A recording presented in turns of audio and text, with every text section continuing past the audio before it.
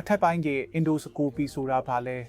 အထက်ပိုင်းကအင်ဒိုစကိုပီဆိုတာဆေးဘက်ဆိုင်ရာအစာအိမ်နဲ့ပူလန်းချောင်းကျွမ်းကျင်သူတဦးကကင်မရာတပ်ဆင်ထားသောပိုက်တစ်ချောင်းကိုတင့်ပါစက်မှအစာအိမ်လမ်းကြောင်းမှတဆင့်တဲ့အစာအိမ်ထဲသို့ဖြတ်သွားခြင်းဖြစ်သည်ဒါကပေအစာအိမ်ထိသို့မဟုတ်ဦးလန်းချောင်းအစာပိုင်းထိပေအစာခြေဖြတ်စနစ်အတွင်ပိုင်းကိုကြည့်ရှုနိုင်ရန်ကူညီပေးပါမည်